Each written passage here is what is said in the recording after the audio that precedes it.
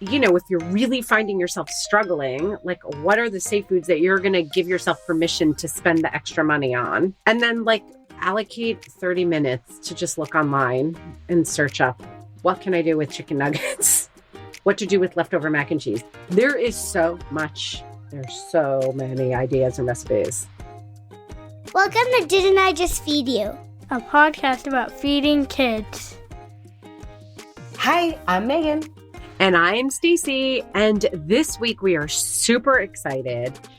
We got a question from one of our favorite podcasters, Heather from the Okayest Moms. We've been on their show. We're so excited to have Heather here. We were with her in person in California, and she was like, you guys, I have so many questions for you. And we're like, dude, record them and send them to us, and we're going to answer them. So she did. How awesome is that? But before we get into Heather's question, we just want to very quickly invite you to the Didn't I Just Feed You listeners community, where we're answering questions all the time. Yes. There's a totally free message board to anyone. You join, you just share an email. We don't share that email with anyone. It includes meal planning support, recipe and product suggestions, direct access to us. Literally, we are answering questions in there on the daily. On the daily, Monday through Friday. And if you're able to support Didn't I Just Feed You, this summer we changed up our community membership options to give more choices at more affordable price points. And we'd love to have you as a supporting member too, if you're able. We've got some new member benefits, including access to Didn't I Just Feed You recipes and those bonus episodes. To learn more, go to didn'tijustfeedyou.com/community. Also, I just want to add, Heather is a professional podcaster, but like, anyone can record a voice memo. We have voicemail capability on our website, I think, still. And we would answer any question of any audio recording at any time. It is helpful. Help us help you. Jerry Maguire us. Literally, you could record something on your phone, a voice memo, and then email it to us. hello@didn'tijustfeedyou.com. And we will, if we think it's a question that's really helpful, you guys, we can't email everyone back. We get so much email. It's overwhelming, but we really do want to hear from you. And we want to make sure that our content is answering your questions. So Heather did the work to ask us a question and we're answering it. Let's hear from her and then get into it. Hi, Megan and Stacy. This is Heather from Okayest Moms, the podcast. I have a question for you guys, which has been plaguing me for months now. The cost of groceries seems like it's getting higher and higher, and I'm very thankful that for the most part, my family can absorb the cost. The problem I'm running into is that I have a pretty picky eater and another eater who's a little less picky, but definitely more ritualized in her eating. And so there's certain things that I feel like I have to buy to successfully feed my children in a peaceful way. But also it's cutting into my budget. So how do I try and introduce new foods and also give my kids their, quote, safe foods while also being able to eat the things that I want to eat? The other problem I'm kind of having that falls under this umbrella is not passing down any weird diet culture kind of problems and the food waste of it all. It just feels like this one little problem that started as how to maximize the grocery budget has blown up into all these other little spot fires. And I would love any help you guys could give. Megan, do you have Stacey, a lot to say? This is I have so much. A multi-layered question. So much. And here's the thing, right? Like I think everyone's grappling with the increase in grocery prices. Like we could do a whole series about budget cooking, honestly. I think everyone's grappling with not passing down diet culture. I interpreted this here to mean like, I don't want to be forcing my kids to finish their dinner if they're full, but I also don't want to avoid food waste. Mm-hmm. We're all trying to avoid food waste because we care about the environment. We want to have our planet last a long time, but also because we paid good money for those groceries. I'm not sure where to start.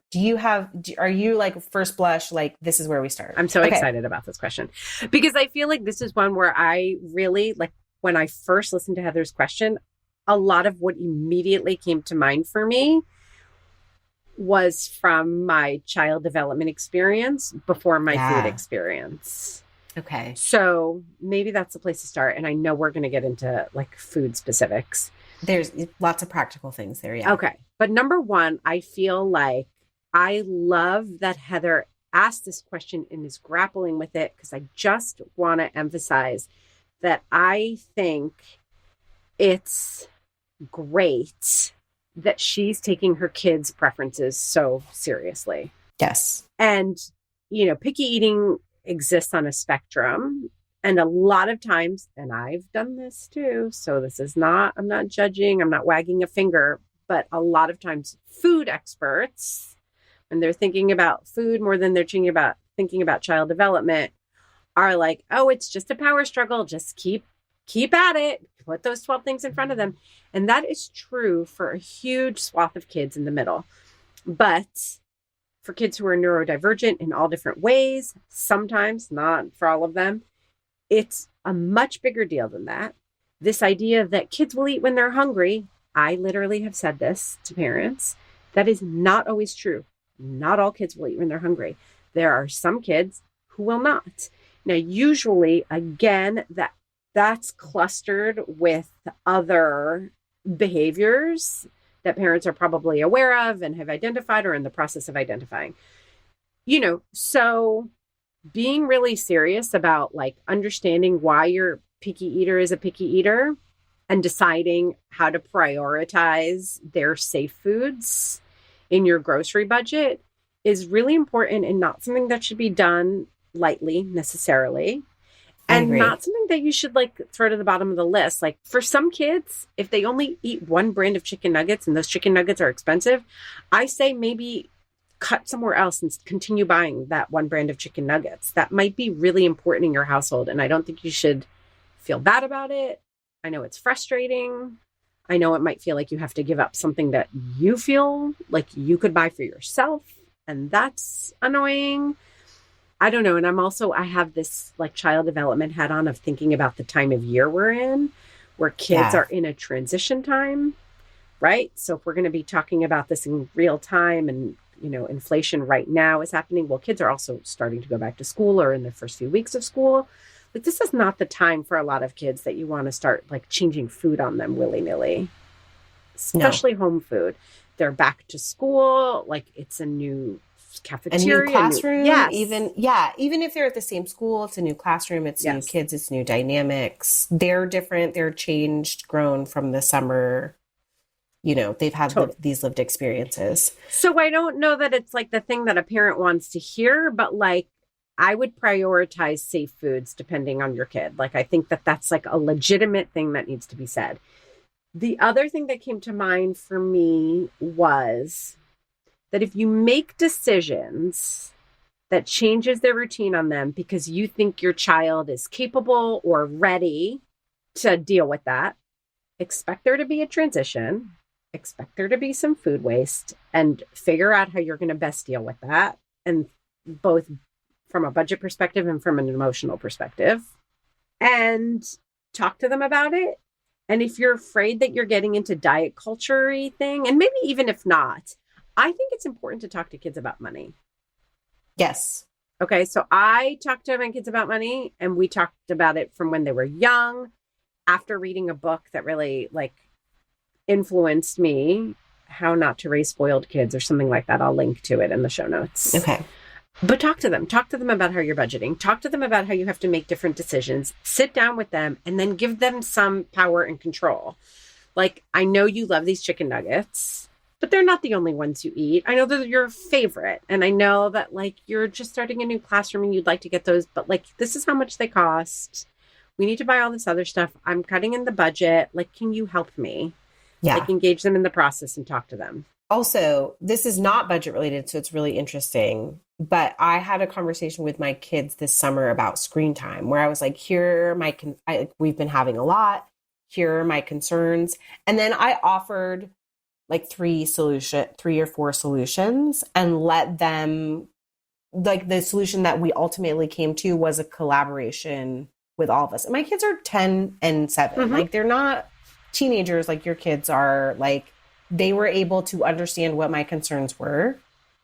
have their like voice their own concerns and then offer solutions. And so if the subject is like chicken nuggets, and you can be like, hey, so one option might be like we have them less, or you have less of them at other meals, which means you have to fill up on other things, like, or we switch brands to something that's less expensive, or there's some combination in there of all of those things too. I think you might be really surprised and delighted by what comes out of having a real talk conversation with your kids. I agree with you.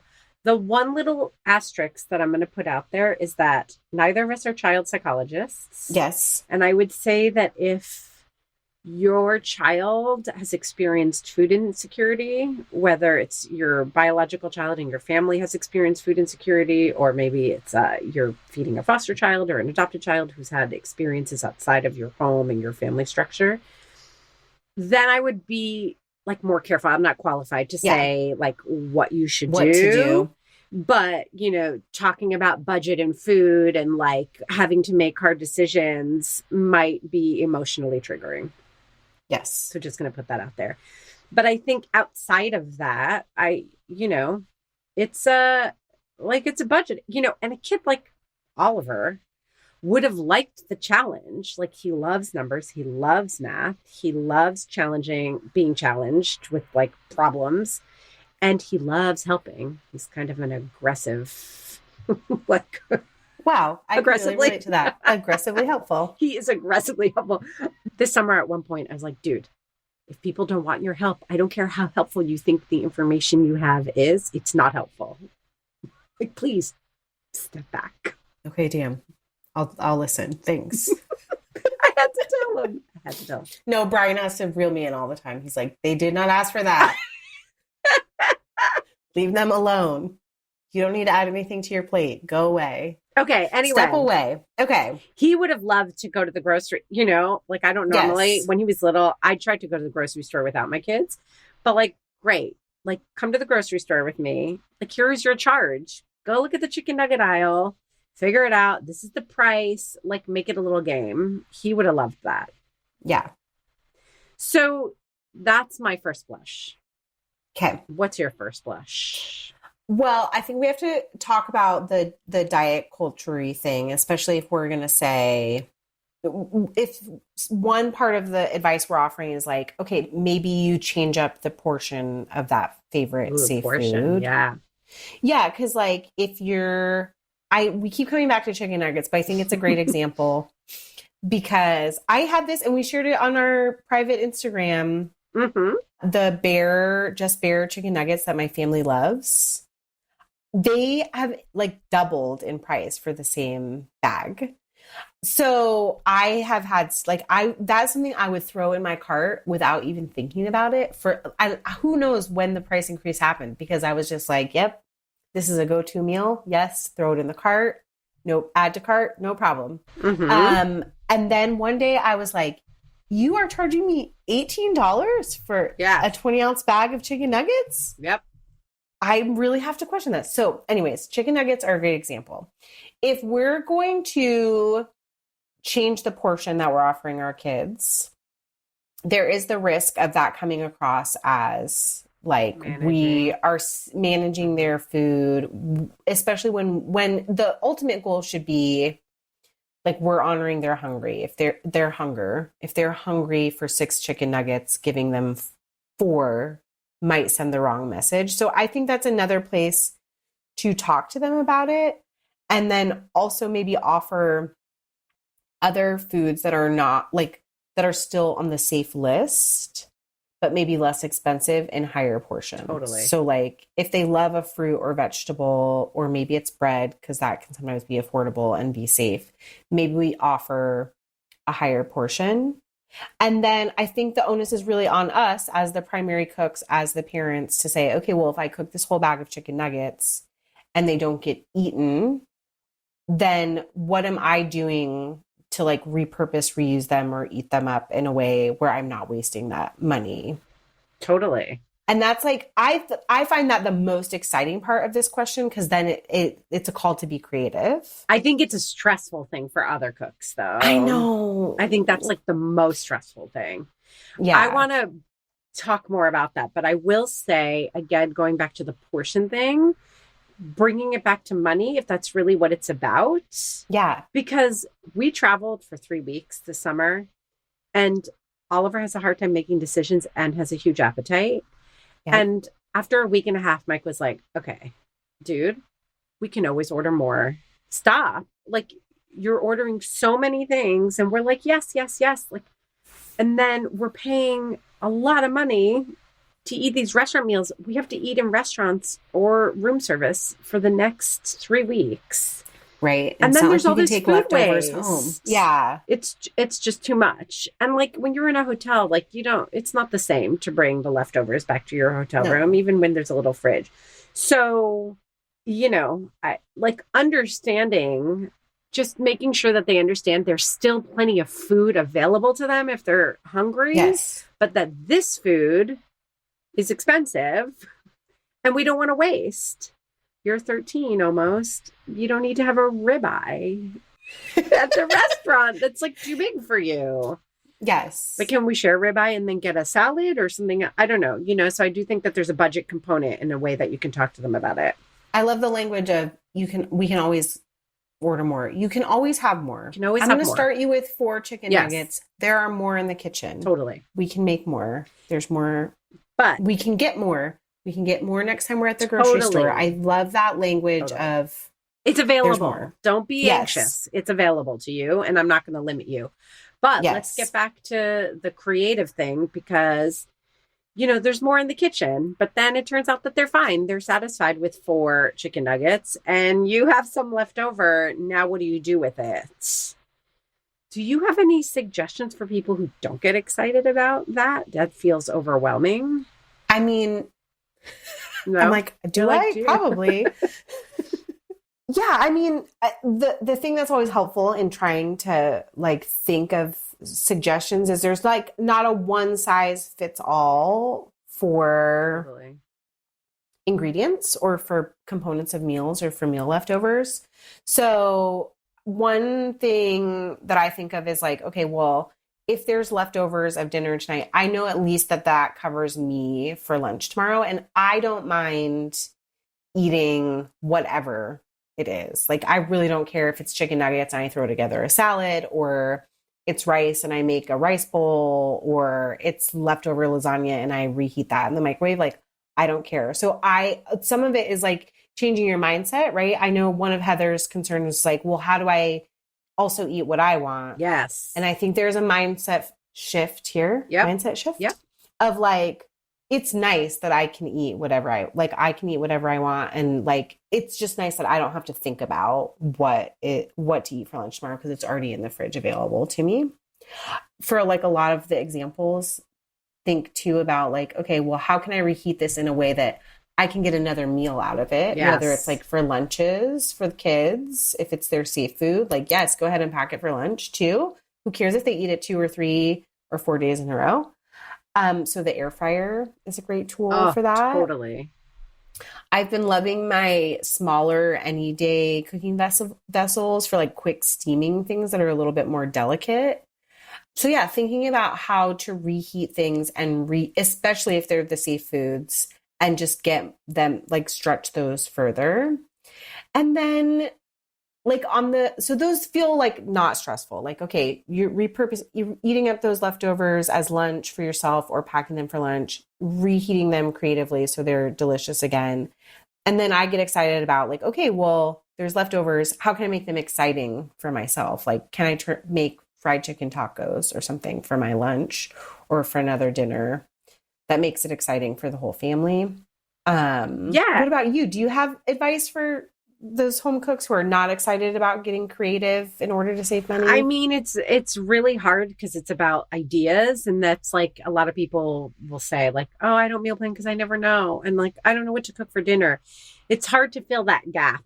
Like, I don't know how you generate ideas, but if you're really finding yourself struggling, like what are the safe foods that you're going to give yourself permission to spend the extra money on, right? Because that's where we started. Like, buy them the chicken nuggets, buy them the mac and cheese, whatever. And then like allocate 30 minutes to just look online and search up, what can I do with chicken nuggets? chicken Yeah. nugget salads, like what to do with leftover mac and cheese. There is so much. There's so many ideas. Make a and Pinterest recipes. board. 100%. Go onto Pinterest, you could do that like 1 hour, 1 week, and then just constantly Yes, refer exactly. to that board. Exactly. For me, it is just about being creative. But if you feel like you're not a creative cook and you're not like trying to become one and you don't care, you just want some solutions, just then go online and look up some solutions, make a little list, like you said, and that's it.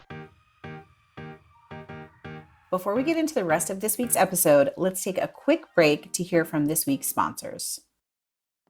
Y'all, by now you know that we're huge fans of KiwiCo. And actually, it's not just us. Our kids are big fans too. And Yummy Crate, the latest KiwiCo subscription line, has only made them even more excited to tear into their monthly KiwiCo delivery.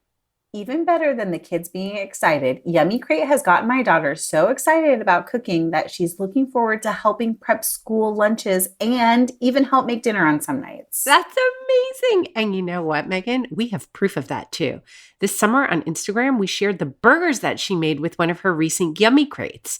And I say that counts as full-on dinner help. Plus, they looked delicious. They were, and the whole process was simple too. Each month, Yummy Crate delivers high-quality kitchen tools, 3 recipes, and 2 projects that teach kitchen skills and get kids cooking. Before each crate arrives, you also get a shopping list that includes alternative ingredients to accommodate different diets from vegetarian to vegan. Done and done. KiwiCo is designed to foster a love of science and cooking in kids ages 6 to 14 with recipes and activities that explore hands-on experimentation. And there it is, all really happening in your very own kitchen. And it can happen in yours too. Feed your kids' curiosity this fall with hands-on kitchen experiments with Yummy Crate from KiwiCo. It's easy with no commitment. You can pause or cancel anytime. And Didn't I Just Feed You listeners get 50% off their first month plus free shipping with the code DIJFY at kiwico.com. That's 50% off your first month at kiwico.com.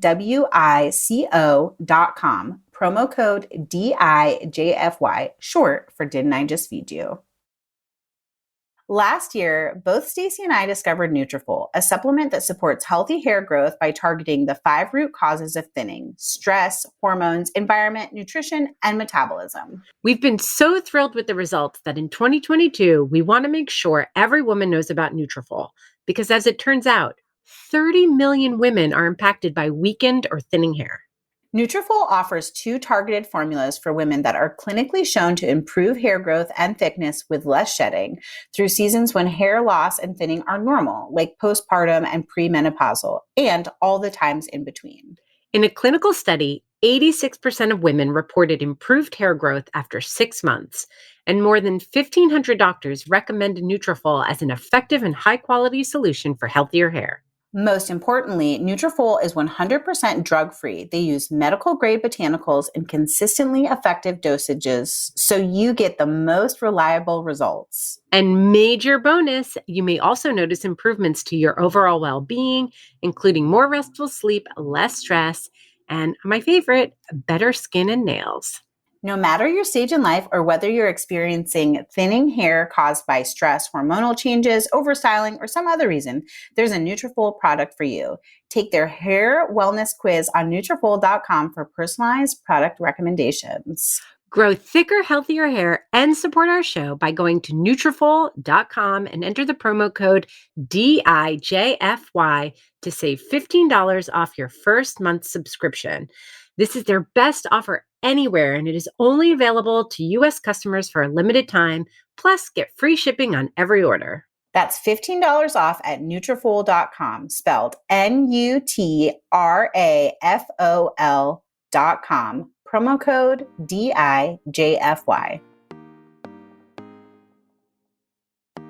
I want to, if you feel ready to move on, there's another aspect of Heather's question that we haven't talked about, which is like embedded in her question is, how do I get my picky eater to try new foods? Yeah.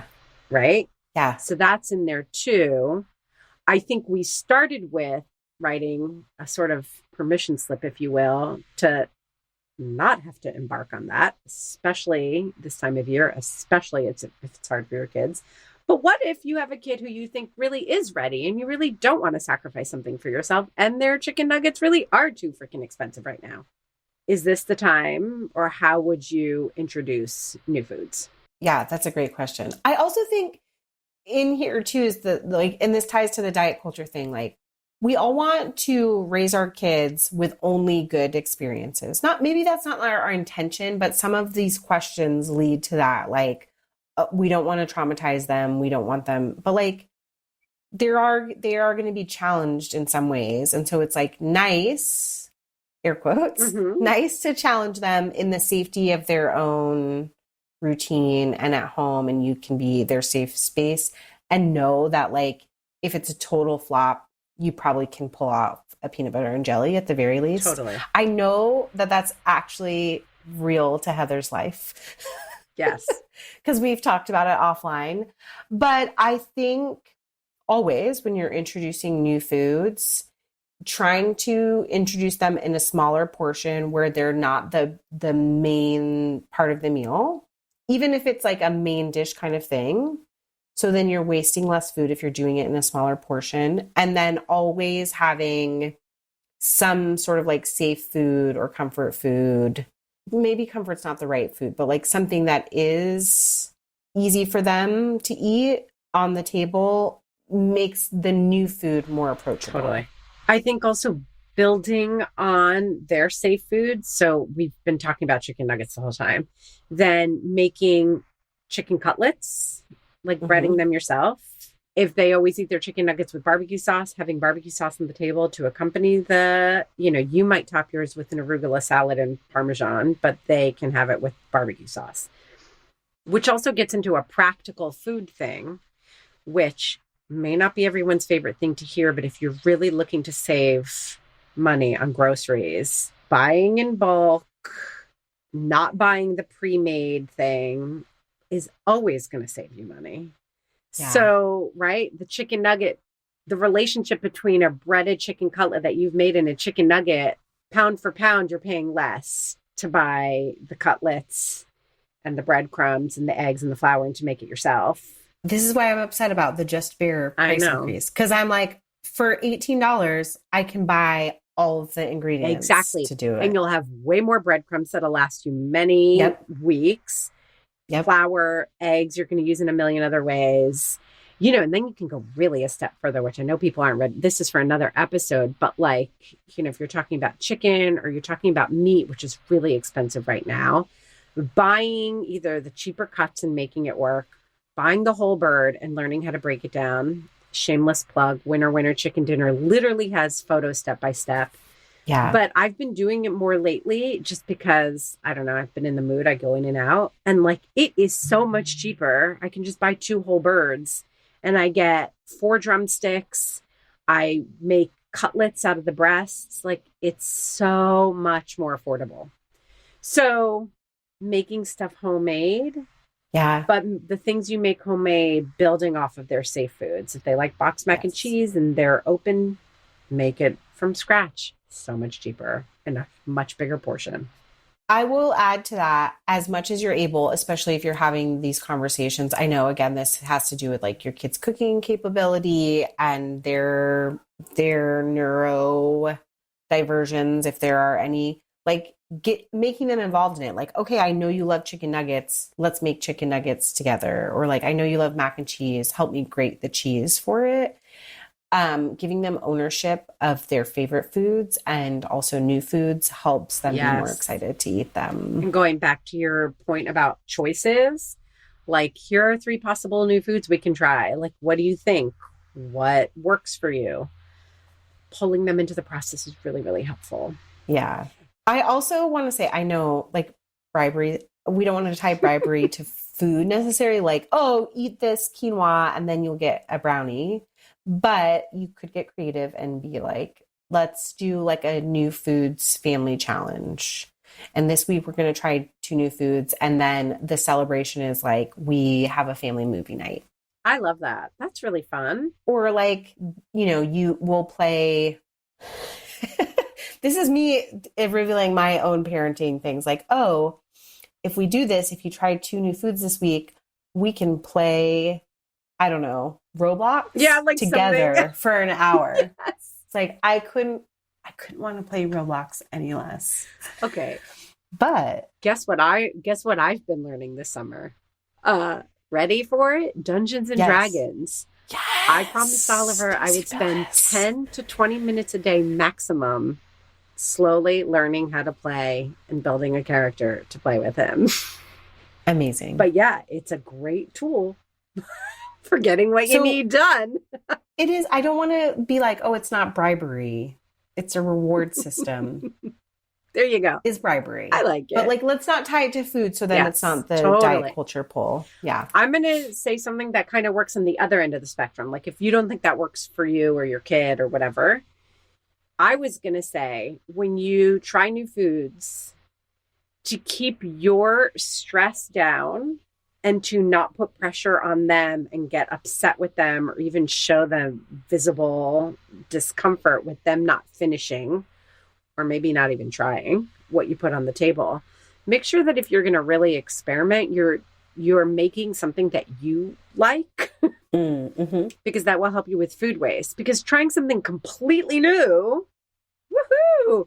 And then everybody. Yeah, for everybody. And then you're like, I don't really like this either. Like that's more likely to become food waste. Whereas like Yes. if you try something, you're like, I really like minestrone soup. I don't know if my kids will like it, but it's really, I can take all those gorgeous farmers market vegetables that are still great and then just inexpensive beans, some pasta, and that will last so long.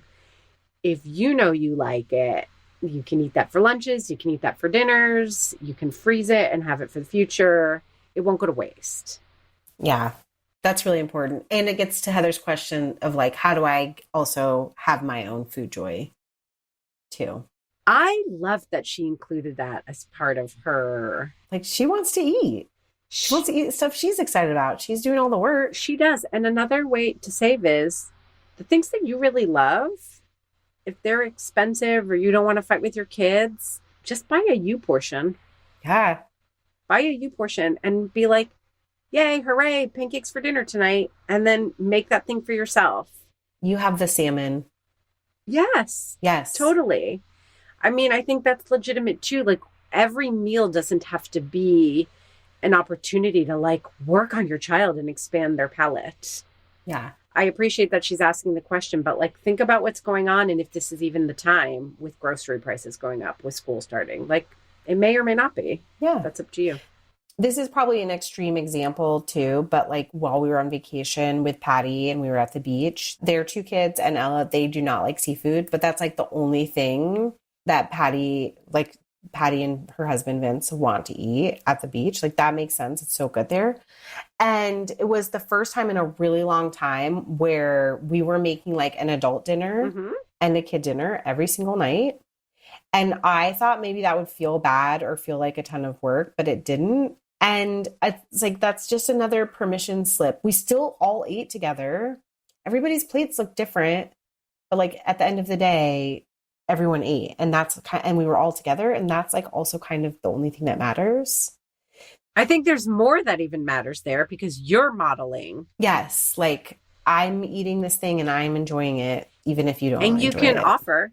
Yeah. And then they have the option. And then if you have a kid who's willing and they're like, oh, I'll take a nibble. And then they like it, be like, great, well, this is something that we can incorporate. Like there's Yes. still so much learning and good stuff happening at a table, even when parents and kids are eating different foods. Yes. And I think we need to normalize that as language, like, especially in food media. It's like this idea that everyone's sitting down and having the same meal every night is kind of bullshit. Like Yeah. even the best families with the most healthy relationship to foods have nights where everyone's plate looks a little bit different. And so it's okay if they're totally different some nights of the week.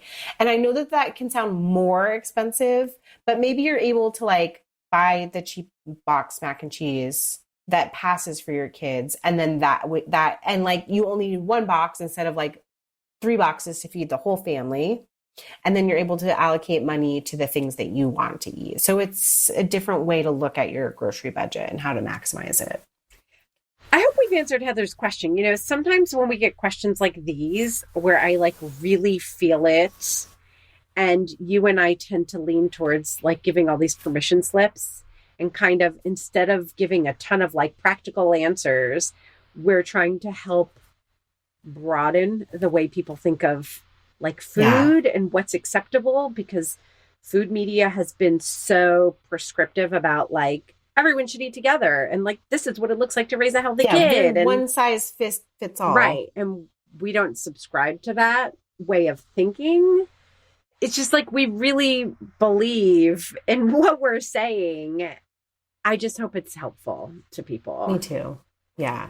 And we have to figure out the budget thing, because I think that's a big question for the rest of the year. I do too. I wonder if we could ask in our listeners community if they have any specific concerns or products or things that they'd like us to tackle, because everybody's working kind of on a different budget. I'd love to know, like get specific with us, guys. Like, tell us what are your real pain points? Like, is there a particular product? Yeah. Is it snacks or is it snacks? Is it dairy? Yeah. Is it a beer budget? I don't know. No, for real. Like for my real life. So let's take it to our Didn't I Just Feed You listeners community. We hope that you've joined us there. If not, join for free at didn'tijustfeedyou.com/community. And if you want those bonus episodes or other goodies, join our supporting community. And hey, guys, follow us on Instagram. We are, isn't this genius? At Didn't I Just Feed You? Ba-dum-bum. Keep in touch by signing up for our newsletter. A huge thank you to our editor, Samantha Gatzik. I am Stacy. And I'm Megan. Stay sane and well fed until next week. Be sure to subscribe to Didn't I Just Feed You wherever you're listening. And don't forget to rate and review.